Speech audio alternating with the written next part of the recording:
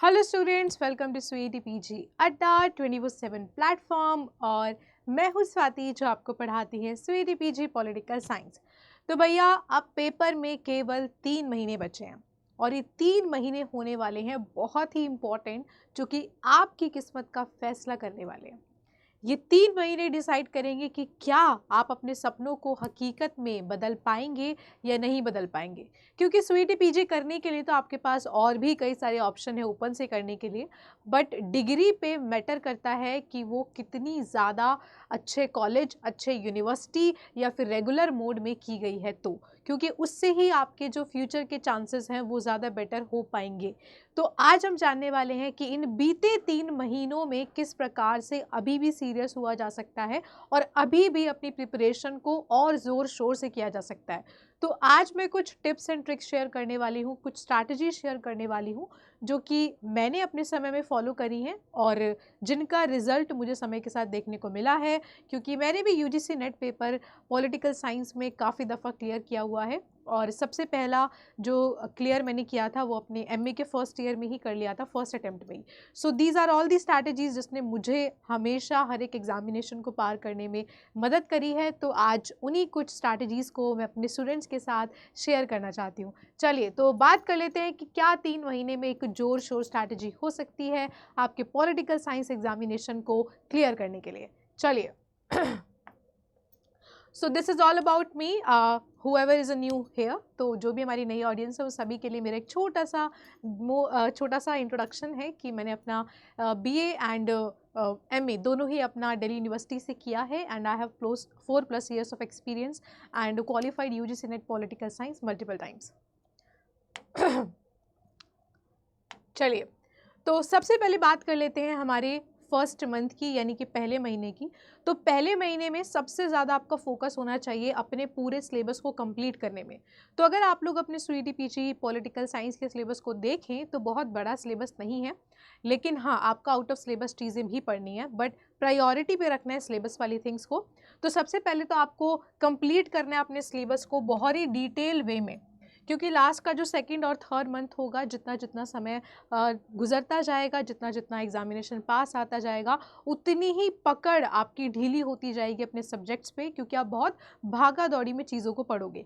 तो पहले महीने में सारा जो चीज़ें हैं वो डिटेल में पढ़ने की कोशिश करें जिन्होंने अभी तक पढ़ना शुरू नहीं किया है, ठीक है। तो डिफ़िकल्ट यूनिट को कम से कम 1 वीक दें। जैसे कि पॉलिटी को मैं एक डिफ़िकल्ट यूनिट ही मानती हूँ, इसलिए नहीं क्योंकि वो समझ में नहीं आती है, बट इसलिए क्योंकि उसका कंटेंट बहुत ही ज़्यादा है याद करने के लिए। बहुत सारे आर्टिकल्स हैं, बहुत सारी पावर्स हैं, बहुत सारी कमिटीज़ हैं, इस्टेब्लिशमेंट्स हैं, ईयर हैं, सुप्रीम कोर्ट के केसेस हैं, जजमेंट्स हैं। तो उन सब चीज़ों के लिए कम से कम आपको 1 वीक ऐसी यूनिट्स को देना है जो आपको डिफ़िकल्ट लगती हैं। वो कंपैरेटिव हो सकती है, वो वेस्टर्न पॉलिटिकल थॉट हो सकती है, वो पॉलिटी भी हो सकती है। उसके बाद एवरेज यूनिट, जो कि आपको लगता है कि बहुत आसानी से इसमें काम चल जाएगा, बहुत कम पढ़ना है, जैसे कि पब्लिक पॉलिसी इसमें हो सकता है, कंटेम्प्रेरी चैलेंजेस इसमें हो सकता है, उसको आपको बहुत ही कम दिन देने हैं। आप चाहें तो उसको 1 से 2 दिन में ही कवर कर सकते हैं। उसके बाद इजी यूनिट को 3-4 डेज में ख़त्म करना है। आप मान लो कि मुझे इंडियन पॉलिटिकल थॉट आसान लगता है, तो 2 यूनिट मतलब 2 दिन में उसको करके ख़त्म कर दो, 3 दिन में उसको करके ख़त्म कर दो, ठीक है। और अगर आपके पास रिसोर्सेज नहीं है तो इस पहले मंथ में आपको सारे सोर्सेज को कन्वर्ट करना है, यानी कि इकट्ठा करके रखना है, सबको एक्यूमुलेट करना है। जैसे कि मेरी सारी वीडियोज़ के आप प्लेलिस्ट देख सकते हो, मेरी अभ्यास प्लेलिस्ट है, और अभी मंथन सीरीज़ चल रही है जिसमें हम 500 क्वेश्चंस करवा रहे हैं। उससे पहले भी एक प्लेलिस्ट रही है जिसमें लक्ष्य सीरीज़ में मैंने आपको यूनिट वाइज सारी चीज़ें करवाई थी। तो इस प्रकार के सारे सोर्सेज को आप लोग रख सकते हो, और अगर आप बैचेस में जाते हो तो उसमें तो आपको सब कुछ परोसा हुआ मिलता ही है, ठीक है। साथ ही साथ स्ट्रैटेजी टू कंप्लीट क्या होना चाहिए, ऐसा नहीं करना है कि केवल यूनिट पढ़ ली और काम खत्म। क्योंकि आपका पेपर मल्टीपल क्वेश्चंस बेस्ड है, तो आपको पता होना चाहिए कि एक पर्टिकुलर टाइप ऑफ यूनिट से किस प्रकार के प्रश्न बन रहे हैं।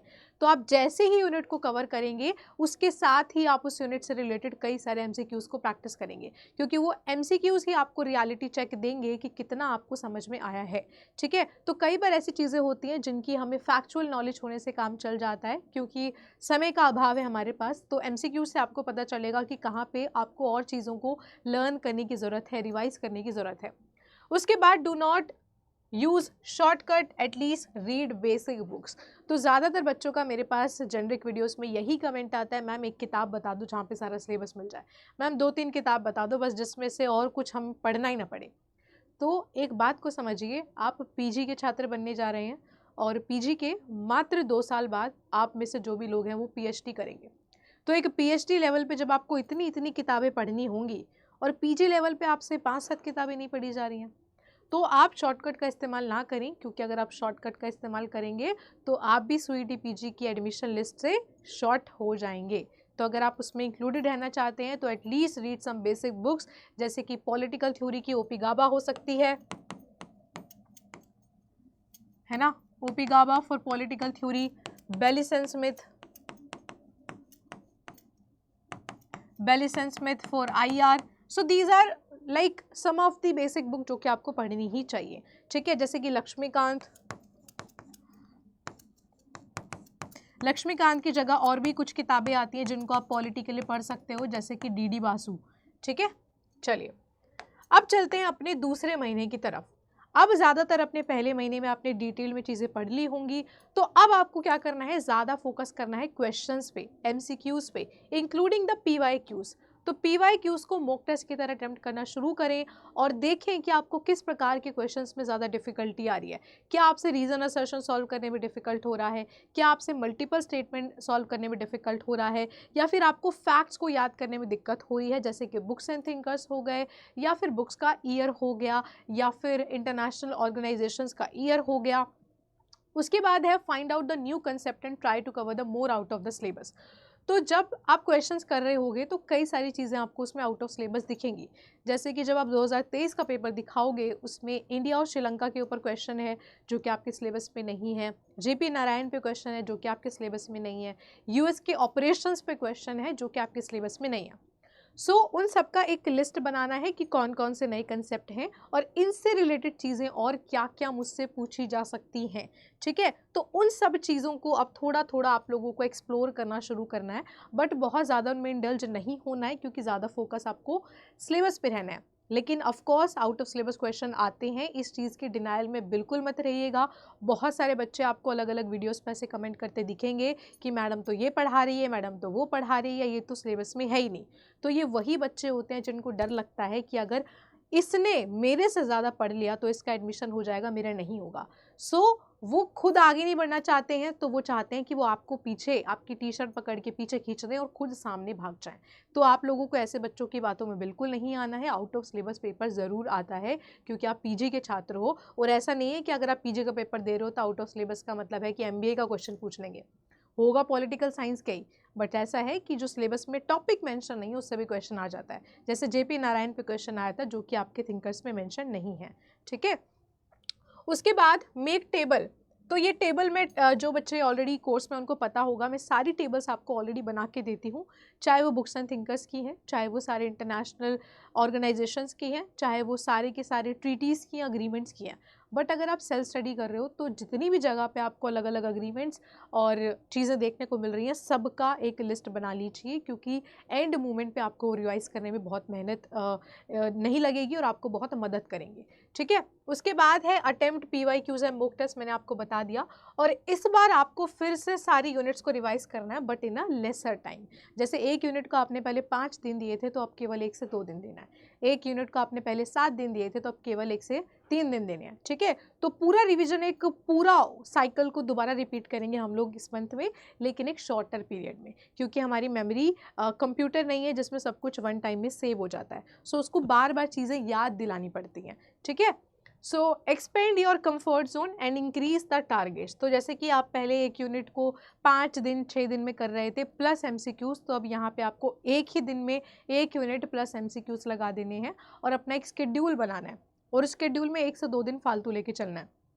मान लो 7 यूनिट के लिए 7 दिन रखा है, लेकिन 1-2 दिन लास्ट में फालतू रखने हैं कि इररिस्पेक्टिव कभी आपको इनकेस आपको कुछ ऐसी ज़रूरत, अर्जेंसी आ गई रास्ते में, या फिर फैमिली में कुछ ऐसी प्रॉब्लम हो गई या किसी दिन एक टारगेटेड चीज़ आप कंप्लीट नहीं कर पाए क्योंकि वो चीज़ थोड़ी डिफ़िकल्ट थी, तो 1-2 दिन बफर में लेके चलने हैं ताकि आपका जो टारगेट था वो 1-2 दिन पूरा करके वो पूरा टेबल आपका बिगड़े ना, ठीक है। तो ऐसे ऐसे सेट बना लें, जैसे कि मान लो कि एक मंथ में 4 वीक होते हैं अप्रॉक्सीमेटली, तो चारों वीक्स का अलग अलग टारगेट्स बनाना है कि एक वीक में मैं क्या कर रही हूँ, अगले वीक में क्या कर रही हूँ, और उस पूरे वीक के 7 दिन में मैं क्या कर रही हूँ, ठीक है। घंटों के हिसाब से बनाओगे तो वो फॉलो नहीं हो पाता है, मेरे से तो खुद से नहीं होता कि 1 घंटे में या फिर 1 दिन में मैं कितने घंटे पे कौन कौन सी यूनिट पढ़ूंगी, वो फालतू चीज़ है।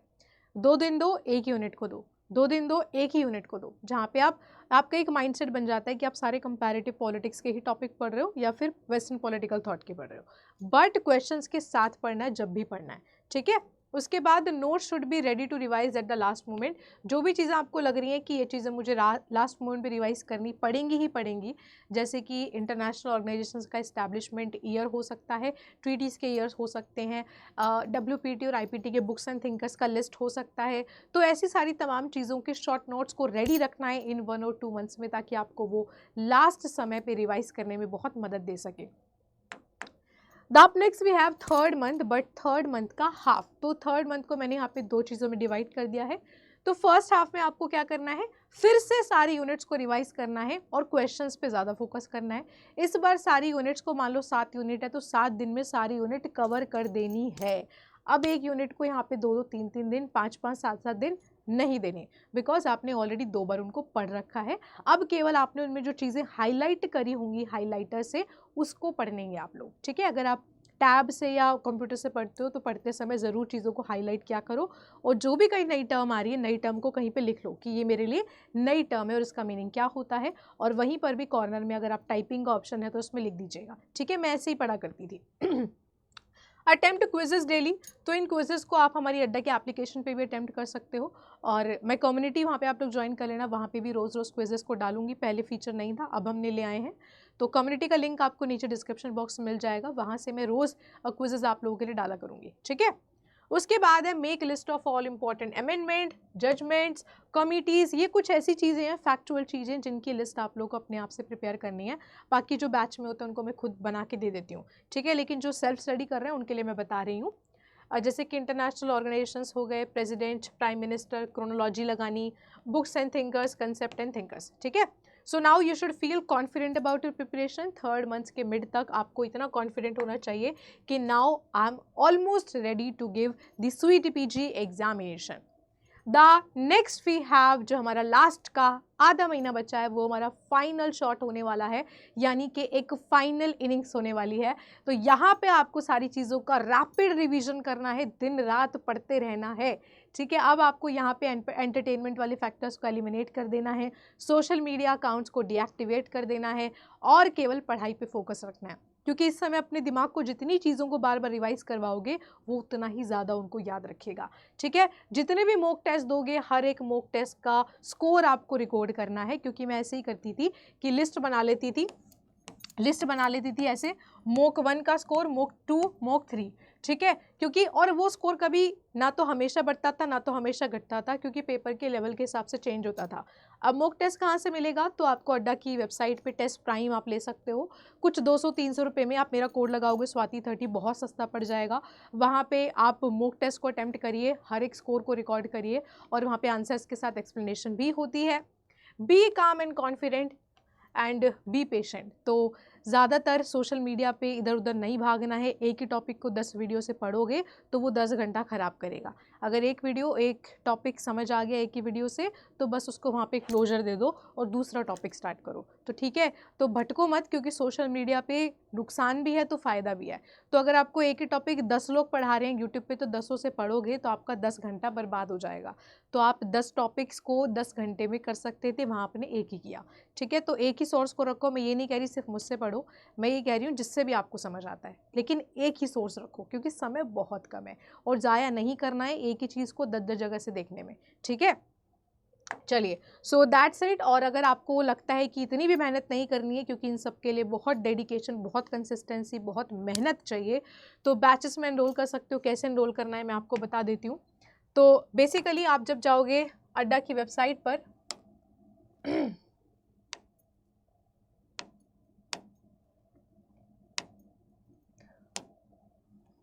आप जब जाओगे अड्डा की वेबसाइट पर तो यहाँ पे आपको मेरे सारे कोर्सेज दिख जाएंगे। Just a second.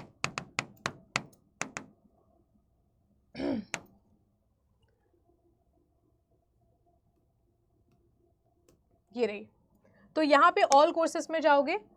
All courses में जाने के बाद UG and PG entrance exam, स्वीडी पीजी पॉलिटिकल साइंस। तो ये हमारा नीव 2.2 है जो कि ऑलरेडी आधा हो चुका है। अगर आप लोगों को ज़्यादा अफोर्ड नहीं कर सकते हो तो आप इसमें जा सकते हो, ये सबसे बेस्ट ऑप्शन है। यहाँ पे आप टाइप करोगे स्वाति 30, तो अभी आपको बहुत ही अफोर्डेबल दाम्स पे ये पड़ जाएगा, क्योंकि इतने अफोर्डेबिलिटी में हमने आज तक अभी कोर्स कभी लाए नहीं है, ठीक है। और मोबाइल एप्लीकेशन से लेते हो तो ये आपको 43% का पड़ जाएगा। तो केवल स्वाति 30 का इस्तेमाल करके ही आपको ये मैक्सिमम डिस्काउंट मिल पाएगा। सो ये वाला जो बैच है ये अभी तक का हमारा मोस्ट अफोर्डेबल बैच आप लोग को मिलेगा। मोस्ट अफोर्डेबल बैच आप लोग को ये वाला मिलेगा। और बाकी अगर हम बात करें बाकी अगर आपको प्राइस से रिलेटेड और भी कुछ दिक्कत समस्या आ रही है कुछ, तो आप मुझे पर्सनल ईमेल कर देना, वो भी मैं कंसीडर कर लेती हूँ कई बार, ठीक है। बट द जेन्युइन रीज़न होगा तो स्वीडी पीजी पे जाओगे और सबसे लेटेस्ट बैच अगर आपको देखना है तो ये सारे लेटेस्ट बैचेस हैं। उसमें से मेरा ये आपको चाहिए कि अगर मेरे को सारी ही लाइव क्लासेस देखनी है भाई, तो ये आपका जैन में कंप्लीट हो जाएगा, ये नया वाला बैच, ठीक है। जैन लास्ट में या फैब स्टार्टिंग में, तो इसमें सारी की सारी लाइव क्लासेस मिलने वाली हैं। और अगर आप महापैक लेते हो तो आपको 2 साल तक सारी चीज़ों का एक्सेस मिलेगा। और अगर आपको स्टिल प्राइस से रिलेटेड या बैच से रिलेटेड कुछ भी क्वेरी है, कुछ भी दिक्कत परेशानी है, तो आप मुझे ऑलवेज कांटेक्ट कर सकते हो मेरी इस पर्सनल ईमेल आईडी पे swati.yadav@adda247.com पे, ठीक है। और बाकी दीज आर दी स्ट्रैटेजीज़ कि किस प्रकार से आपको अपने नोट्स बनाने हैं। जैसे कि सिलेबस को हमेशा सीक्वेंस पे पढ़ना ज़रूरी नहीं है, अपनी फिजिबिलिटी के अकॉर्डिंग पढ़ सकते हैं। और फैक्चुअल शीट्स बनानी है इंपॉर्टेंट चीज़ों की, और डिफ़िकल्ट यूनिट को ज़्यादा समय दें, PYQs को करें, और क्रोनोलॉजी के क्वेश्चंस को ज़्यादा प्रैक्टिस करें, क्योंकि चीज़ें आपको याद नहीं रहेंगी, आप कंप्यूटर नहीं हो, ठीक है। So that's it. और अगर आपको फिर भी कोई दिक्कत है इन सारे बैचेस से रिलेटेड तो आप मुझे कांटेक्ट कर सकते हैं इस ईमेल आईडी पे swati.yadav@adda247.com पे, ठीक है। इस पे मुझे आप लोग क्या कर सकते हो, कांटेक्ट कर सकते हो। और अगर आप लोगों को टेस्ट प्राइम जानना है कि आप लोगों को मॉक टेस्ट कैसे मिलेंगे, तो मैं आपको एक बारी वो भी दिखा देती हूँ। तो आप जैसे ही हमारी होम स्क्रीन पे जाओगे, ये लिखा टेस्ट प्राइम पे आप बाय नाउ पे क्लिक करने के बाद टाइप करोगे स्वाति 30, तो ये भी आपको बहुत अफोर्डेबल प्राइजेस में पड़ जाएगा पूरे 1 साल के लिए। तो सारे मॉक टेस्ट अटेम्प्ट करने के बाद अपने स्कोर्स को आप लोग ज़रूर लिखिएगा। And thank you so much for joining. और मुझे लगता है कि आप सभी को बहुत मदद मिली हो इस वीडियो से, तो प्लीज़ अपने फीडबैक्स को ज़रूर छोड़े कमेंट सेक्शन में। और मैं चाहती हूँ कि मैक्सिमम बच्चों का जो हमारे चैनल से जुड़े हुए हैं उन सभी का सिलेक्शन हो, और फिर मैं आप सभी से हमारे अड्डा के ऑफिस में मिलूँ। सो अब समय बहुत कम बचा है, सारी डिस्टर्बेंसेस को अलग कर दीजिए और केवल प्रिपरेशन पे फोकस करिए। All the best.